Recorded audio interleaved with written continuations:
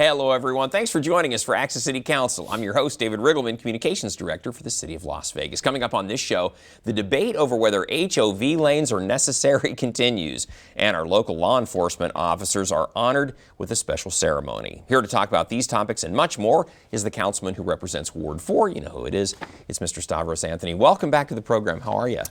Love being here, David. Got lots to talk about. We do. Some great things happening in our city, and it's good to be able to come on a show like this and let the public know what's going on. You've been doing this for a while with me, and it's always a good time to tell everybody what's going on in Ward 4 and around the city as well. You know Ward 4 like the back of your hand. If you're not exactly sure where we're talking about, well, don't have any fear. We're going to show you. Basically out in our northwest area, north of Summerlin Parkway, west of 95. Roughly, if you're in that area, then you live in Ward 4. You're represented by Stavros Anthony. You got that little finger that sticks out just east of 95 over there as well. But generally, you represent about 110,000 people in there. Yeah, and some great communities. Reverence, Desert Shores, Sun City, Summerlin, Painted Desert, Camino del Norte. It's all these small homeowner association communities. It's a great place to live. And we keep it that way by talking to the folks that live out there and finding out what the issues are so we can go out there and fix them. Yeah, you do. You get out regularly. We're going to talk more about that today. In fact, an opportunity for people to get out and meet with you in person coming up here shortly. But Councilman, not just in Ward 4, but across the city, something coming to the downtown that's going to change the whole complexion of the city. It's the Circa project, and you posted this on Facebook. You said, thank you, Derek Stevens, for a tour of the future great addition to downtown Las Vegas, Circa Hotel and Casino, looking at the pool and massive screen. That's just incredible there. So yeah, this is exciting times because this is the first in I don't know how many years that we're actually building a ground-up brand new casino and parking garage in downtown Las Vegas. And Derek Stevens, who owns the D and is from my old town, Detroit. Yeah, you guys are Michigan guys. Yeah, he's doing this big. I mean, the pool area is going to be massive. The sports betting area is going to be massive. The screens are going to be massive. It's going to be a beautiful property. And, hats off to Derek for investing in downtown Las Vegas and putting all these people to work to build this. As you can see, it's going to be a magnificent hotel and casino. Yeah. And to get a tour of the infrastructure, before you actually see the entire thing was kind of neat to see all those construction workers out there and putting the beams up. And he was really proud of the pool area. It's going to be massive, almost like a Wet n Wild, where if you're staying there, obviously you have access to it, but you can actually pay a nominal fee to go there and hang out at the pool and watch the NFL games and other sporting events. It's going to be something. It's going to be a great piece of property. You touched on this, Councilman. That is the first high-rise in the downtown in 40 odd years. Could be 40 years, yeah, absolutely. So it's going to bring other people to come downtown and look at what's going on. The occupancy rate and the visitor rate and the gaming revenue in downtown Las Vegas has been going up for the last 4 or 5 years. It's really exciting. We have the new Fremont Street Experience. Yeah, this division was upgraded, It's upgraded. It's a great place to go, walk around, and have a great time. And I'm glad to see somebody like Derek continue to invest in downtown Las Vegas. Yeah. And we're proud of him, and we're proud of the downtown area. Yeah, right in the heart of the city. And if you haven't been downtown in a while, not only along the Fremont Street area, but you've got the Fremont East, the Main Street area, the Arts District, are exploding with new shops and businesses and restaurants. It's really a fun place to come. Yeah, you come down here Friday and Saturday night, and it's standing room only, and people are having a great time. So invite you to come down and watch the Circa getting built, and we're going to have a grand opening one of these days, and it's going to be a phenomenal property. It's scheduled for next year, I believe, right? Yeah, for New Year's. So have to keep our eyes out for that. It'll be a lot of fun. Councilman, I want to let everybody out there know, I know this is an issue that's near and dear to you and near and dear to a lot of people, but you posted this on social. You said, had a hearing at the RTC meeting today on HOV lanes, high occupancy vehicle lanes. And you mentioned this, you learned three things. One, that NDOT has total authority over the HOV lanes. There is no federal or state law mandate. And three, no study being done to determine the justification. So I think you and a lot of folks in the community are really frustrated with the whole aspect that the HOV lanes, it used to be that you could drive in them on the non-peak hours, outside of rush hour you could use them. That changed, and there was a lot of public outcry. You live out in the Northwest, I live out in the Northwest. So that commute into the downtown every day is a challenge when you're not able to use that lane. Right, and you know what? You talk to most of the people that drive 95 and I-15, and they're asking a lot of questions. Why do we have HOV lanes? Why did they go from restricted in the morning and at night to 24/7? Who authorized HOV lanes? Why are there only certain places to go in and out when you're going to use the HOV lanes? Why is it that when you look at the lanes, they're either empty or most of the people driving are just single drivers taking a chance because they're stuck in traffic and they need to get to where they want to go. You see that a lot for sure, yeah. So I'm a member of the Regional Transportation Commission, so I thought it would be a great opportunity to have a hearing at that meeting to answer those questions. Who actually has authority over the HOV lanes? Why were they changed? Is there a study being taken? And we got some answers, and it's really, I really did this for the public because they're the ones that really don't want these lanes. If we are going to have them, they'd rather go back to the restricted in the morning and afternoon. And I wanted, the RTC and NDOT and others to understand that the public has a right to be heard. The public has a right to understand who's making these decisions. And we'll see how it goes in the future. But I have been a champion for folks that really don't like these lanes and want them open to the public. If you go down to Phoenix, they have HOV lanes, but they're restricted to the morning and afternoon. Right. And I think if NDOT did that, they would really respect the opinion of the public that wants that to happen. And I'm hoping they're going to take a look at it and make those changes. But we're just going to keep talking, we're going to keep discussing, and I'm going to keep representing the public because, like you said, we both drive 95 to and from the Northwest, and I hate to see those lanes just empty. They're not being used when people are stuck in traffic, and it's a shame. But we'll keep talking about it. That's what we do. You know, you mentioned Arizona. Also, people have pointed out that in Arizona there's a single white line so that you can cross in and out of the HOV lane wherever. Whereas here it's more like California, where there's only designated places where you can get in and out of the HOV lane. And I'll have to credit NDOT when I brought that up at the meeting that there were a lot of people concerned that there were only certain few entry and exit points, and people were just crossing the line because they had to get an exit. They're actually going to take a look at that, and they're actually going to increase the number of places that you can get in and out of. Yep. I would rather it would just be a line where you can get in and out anytime you want.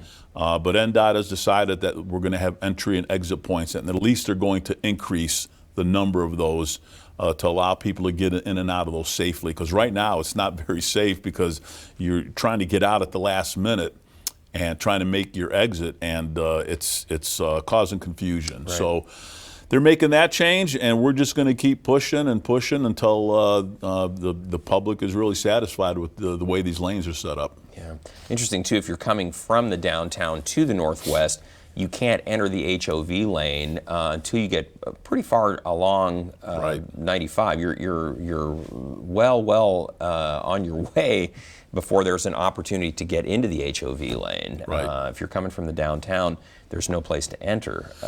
Which means we're forcing people to break the law because they're going to get in there when they want to get in there, hoping they don't get caught. And we shouldn't be setting up systems where people are forced to break the law to do something that they need to do to get somewhere as quickly as they can. So we're going to keep talking about HOV lanes, and we'll just kind of go from there.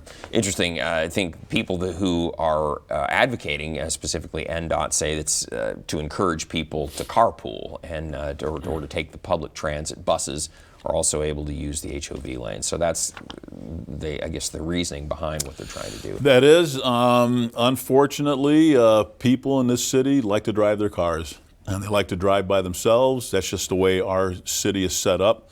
I don't think you'll be able to force people to carpool, and I don't think you'll be able to force people to use public transportation. We have a great bus system, and people that need public transportation have access to it. But I just don't think we're a metropolitan area like Washington, D.C. or some of these other where public transportation is like is the biggest part of traveling. People like to drive their cars here. I'm not going to use public transportation. I like driving my truck, and that's the way most people are in this valley. So we have to accommodate how people want to be transported. That's how we need to set this up. All right. More to come on all that, I'm sure, and yes. I know you will be on top of all of it as we go forward. Councilman, this was great. I think at the City Council, one of the meetings, you recognized a program that our fire department is doing, partnering with, specifically at Sun City, but neighborhoods that are older, where the homes are a little bit older, talking about smoke detectors and the importance of getting the smoke detectors out. You talked about this, the people that were there that day at council, but if people didn't know this, your smoke detector is only good for about 10 years. Yeah, and our Las Vegas Fire and Rescue, which has Fire Station 107 in Sun City, Summerlin, noticed that a lot of the older homes in that community had 20, 25-year-old smoke detectors, and they started getting calls on them from people saying they're not working. So they got with Sun City and their board, and they put together a program where they're going to continue over a multi-year program to actually visit people's homes, look at their smoke detectors. If they're older than 10 years old, it'll cost about $100 to change them out. They'll change them out, and it's not just the fire department, but they partnered up with Sun City, Summerlin, Barbara Holden, and Mitzi Mills with IBEW, Jim Halsey, Mojave Electric, Next Gen, Certified Fire Protection. Wow. So a lot of people came together. Lowe's gave a big discount for the smoke detectors, and all these people came together, and they started setting up these days where they'd go out in Sun City and change out 50, 60, 70 homes. Wow. And put brand new smoke detectors in, and it costs about $100 to do it. And I just, I'm just hats off to our fire department and our electricians and Lowe's and these companies for coming together to make sure that our community's safe from these residential fires. And the first thing you have to have is a solid smoke detection system in your home. And as you mentioned, most people don't know that they should be changed out every 10 years. Yeah, exactly right. And if you've got ones that you have to change the batteries on, there's kind of a reminder that you can look and say, this thing is X old.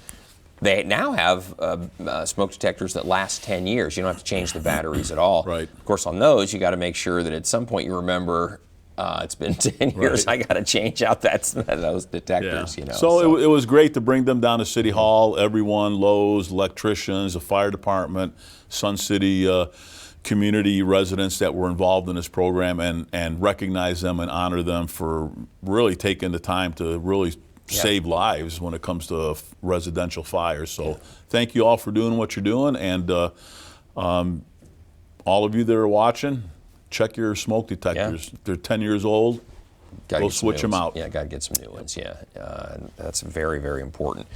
Councilman, you're kind of the ambassador of Chinese New Year for City of Las Vegas. It's been a tradition here at City Council, and you posted this on Facebook. You said, Lohan School of Shaolin doing the lion dance at City Hall for Chinese New Year in the desert. This has been a tradition going back about 9 years. Yeah, 9 years. This is the 9th year, yeah. And of course, this has now become, Chinese New Year here in Las Vegas has become one of the premier events here in Las Vegas and really across the country.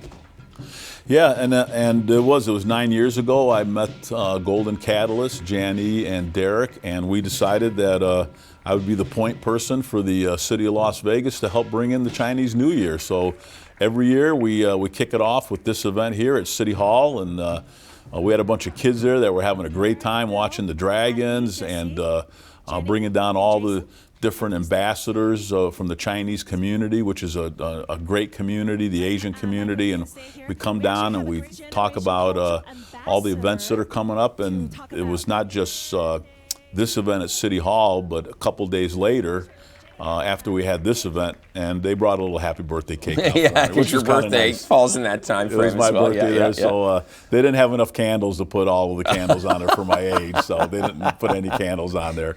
But a great group of people, and then a couple days later we had the parade. Yeah. People that came out were able to really see the small businesses that are opening up. It was a lot of fun. We had Big Red out there, and myself and Councilman Creer and Councilman Diaz were there in the parade. And then that night we went out to the Grand Canal Shop in the Venetian. They had a ribbon cutting for the Year of the Rat, kick off the New Year of the Rat. And then the next day at Ping Pang Pong restaurant, the Gold Coast, we had a big celebration dinner. So it's every year the Chinese community really comes together at the beginning of the year to celebrate the year of whatever it is. And it's the largest Chinese New Year event, Chinese New Year in the desert in the United States. And that is something, again, that's really come a long way in 9 years. Of course, you've said this yourself. It's Las Vegas, so everything we do here is bigger and better. Always bigger and better. We have really run with it when it comes to Chinese New Year, and a lot of fun. It's an event that brings out not just the Asian community, but people across the city really enjoy and it's really neat that we celebrate all the different ethnic groups here. I mean, obviously I celebrate the Greek community and the Greek food festival every year, but everybody, the Indian community, the Filipino community, they celebrate, and it's great to see the other cultures and get into the food and the dance and the costumes. And this one here, we're celebrating the Chinese community. Yeah, it's really a lot of fun, and we've talked about this. It's what makes Las Vegas so great, the diversity we have here. People call Las Vegas the melting pot of the melting pot, because we really are. We've got people from all over the world that live here, and it's just enriches our community with things like this. So good stuff all the way around. And then Councilman, people probably know this, you're a retired Metro police officer, retired as a captain after 29 years, and you've still got that close connection with law enforcement. You posted this on Facebook. You said, honored to be the keynote speaker for class 2019-02 of the Southern Desert Regional Police Academy, and that's a big honor to get and introduce the new graduates to law enforcement. Yeah, a lot of people don't know individual police departments have their own academy, but the Southern Desert Regional Police Academy is one that is put together, and it hosts some smaller departments like our Department of Public Safety. They train our marshals, they train our corrections officers.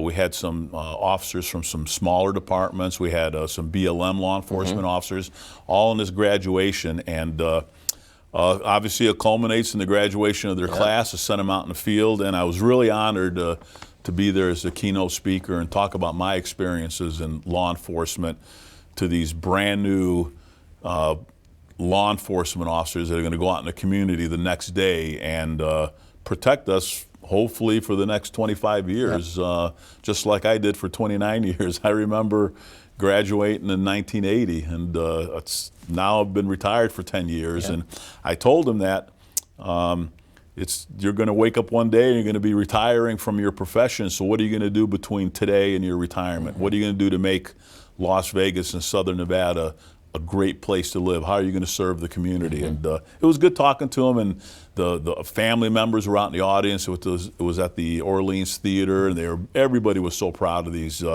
men and women. So I hope they have some great careers, and it was great talking to them personally. And Councilman, you know firsthand, not easy to go through a police academy. It's very grueling. It's physically demanding, mentally demanding. You've got to learn a lot. You've got to learn the law, and there's a lot to take into, and a lot of folks don't necessarily make it through. They'll wash Yeah, out. and I'm glad you brought that up, because the process just to get into the academy is one of the toughest that Yeah. you're going to go through. The selection process, the written tests, the psychological exams, and then once you get in the academy, you're absolutely right. It's one of the toughest events that you're going to go through in life to pass something like that. And only about 25% make it through. So we have the best of the best that graduated that day, and I think they're going to have a great career with their prospective departments, and I was just honored to be there to wish them well. All right. Well, congratulations to all of them, and good job by you to be their keynote. Glad to hear. I was going to ask you a little bit what you talked about with them, and you said, what are you going to do to make the community better? It's a great message. And the other message I told them is the most important thing you can have in your career is your integrity, and is staying safe, going home to your family every night and staying safe. So I think I watched them; they were paying attention. Yeah, well, they're listening to somebody who's been there, done that, so that's always important. Councilman, we talked about the Chinese New Year parade. It was great, but we also had the MLK parade. We don't want to forget that. You posted this on Facebook, riding Big Red in the MLK Day parade with an awesome turnout in downtown Las Vegas. That is, I think I read somewhere that we had about 11,000 to 12,000 people attend the parade. This was on 4th Street, from Gas down to the Zappos building, and it was packed. There was thousands and thousands of people there, and everybody was having a great time. We had our firefighters out there and our police officers, and the floats were just absolutely outstanding. And it's always fun riding Big Red. We're at the beginning of the parade. Yeah. Again, it was myself and Councilman Creer and Diaz and Seaman that were on Big Red. And it was just fun waving at everybody. And the mayor was out there. Yeah. Former mayor was out there with her. Yeah, it was a they lot of fun. wouldn't miss it. They wouldn't miss it for sure. I think Mayor Pro Tem was out there too, if I'm not mistaken. Fiore. I think she was out there as well. Everybody was just having a great time celebrating a great man. Yeah, it's a great day. And again, if you've never been to that parade in the downtown, you got to come check it out one of these years. That parade and the Veterans Day parade are two of the biggest you're going to find anywhere in the country. We do it up right here in Las Vegas. Yep. So, and parades are fun. I mean, you get all the dancing and the bands and the speakers. It's a great time. There's a stage there. If you get there early, you can sit on a stage and listen to all the introductions. Never going to go wrong with a parade. Yeah, exactly. So always MLK Day, that holiday Monday here in Las Vegas in the downtown. And then, Councilman, we want to tell everybody before we're completely out of time here that you have a Coffee with a Cop event coming up in February, right? Yes, February 10th at 9 to 10:30 at the Cracked Egg, which is across the street from the Painted Desert Golf Course. I will be out there. We'll have some Las Vegas Metropolitan Police Department officers out there. Our Department of Public Safety marshals will be there. My staff will be there.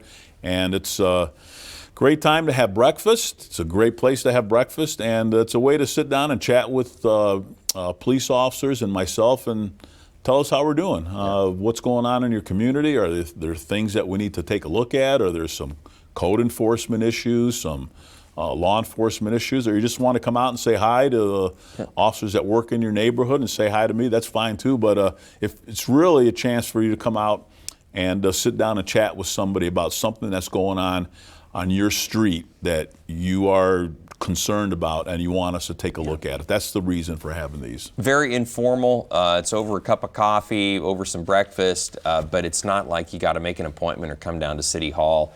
They come out to you basically, and you get to talk to the police officers that patrol your neighborhood. You get to talk to Councilman Anthony, and if there's something going on, our job is to try to fix it, right? And so, we'll get on it the next day. Absolutely. I mean, I know our police department works very hard, not just on crime issues, but quality of life issues, neighborhood issues, things that aren't necessarily crime related, but it's a public nuisance. It's something that really bugs you about your neighborhood that we can probably fix. But if we don't know about it, Yeah. we can't fix it. So that's why come on out and have a little face-to-face conversation. Yeah. So again, that's going to be February 10th. Starts at 9 in the morning, goes till 10:30. And again, this is very informal. Everybody, this isn't a thing where you gotta get all formal to come out and talk with the councilman or the police officers.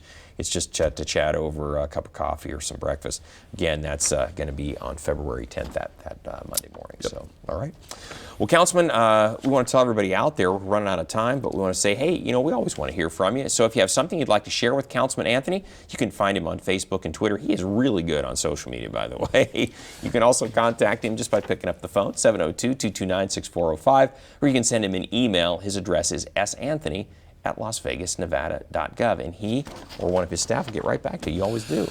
Well, before I met you, I didn't even know what social media was. I know, and now you are like a master of it. You are a posting, you are a posting fool. Can't take all the credit. My team worked with you, but you're a fast learner. We hold you up as kind of our poster child for, what? Anyone can do this, because look how good you've done with limited understanding. Now you're a master. You've got a great team. They got me up to speed, and it's a great way to communicate with the people in my ward and people all over the city of Las Vegas. And your following has just grown and grown and grown because you communicate with them. You're always posting and people can respond, and it's a great way to be connected. So you've done very well. We're proud of you. Well, I want to tell everybody out there, don't miss our next show beginning on February 6th with Ward 2 City Councilwoman Victoria Seaman. You can catch all of our KCLV shows now on Apple TV, Roku, and Amazon Fire. Don't forget, you can watch us live on the internet at kclv.tv. As we close this program, we leave you with a special tribute to our local law enforcement officers. Thanks for joining us. We'll see you next time around, everyone.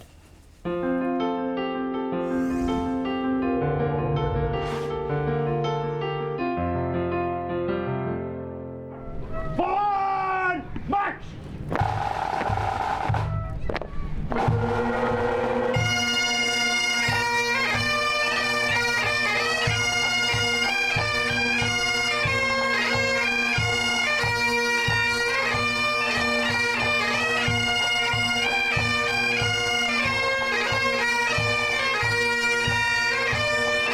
All our law enforcement officers, please give them a nice round of applause for coming out and showing their respect and how proud they are for our law enforcement community.